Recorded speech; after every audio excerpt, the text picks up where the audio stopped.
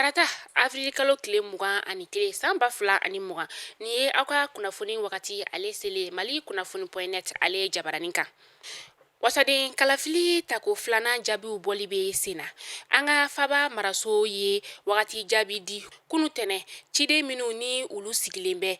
wagati jaabi bɔli ma. Jaabiw y'a yira k'a fɔ ko fanga tigilamɔgɔw ko ulu ma seba sɔrɔ an ka Faba kɔnɔna la ko nga fanga silamatɔn ulu ye jɔyɔrɔba sɔrɔ Faba kɔnɔna la. Lakɔlikaramɔgɔw tɛmɛnen kɔ ka bɔ yen nɔ an ka kɛnɛya tigilamɔgɔw ni ulu be tali kɛ Bamakɔ kɛnɛyaso ka taa se Kati kɛnɛyaso ma u y'a yira k'a fɔ ko u bena baarabila kɛ baarabila min n'a kuntagala be t'i jɔ tile 3 la ka daminɛ tarata don mɛ kalo tile 5 fɔɔ ka taa kuncɛ jumadon mɛ kalo tile 8 san 2020.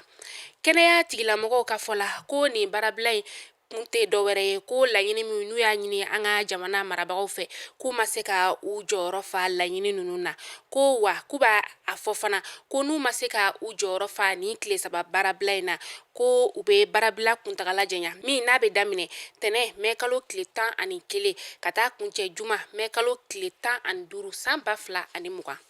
Mohamed Keita ale ye groupe ABD ɲɛma ye a bɔra karido Avril kalo tile 19 san 2020 ka denbaya 60 de la nisɔndiya ni sunkalo selen in na ni malo tɔni sugaro tɔni fɔɔ ka taa se tulu bidɔnw ma ni musaka bɛɛ lajɛlen tari jɔ sefa wari miliyɔn 12 de ma.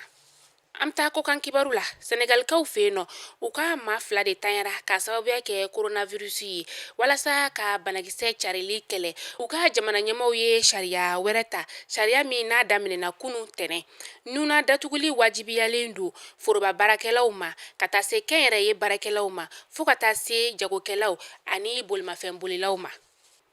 Gabonkaw fe yen nɔ an be wagati min na i n'a fɔ bi maa 120 de be ni coronavirus banakisɛ yera olu la mɔgɔ 7 kɛnɛyara mɔgɔ 1 o nin tora la u ka sokɔnɔ datuguli tɛmɛnen kɔ ka bɔ yen ani nula datuguli wajibiyalen a be tile damadɔ bɔ u ka jamana ɲɛmaw ye joli sɛgɛsɛgɛ fana wajibiya.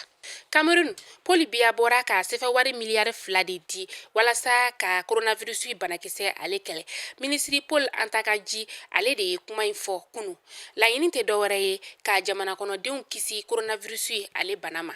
Nin be dansigi an ka bi kunnafoni la Mali kunnafoni.net ale jabaranin kan aw ni ce aw ka lajɛliko ɲuman na aw k'an bɛn sini a ɲɔgɔnna wɛrɛ ma.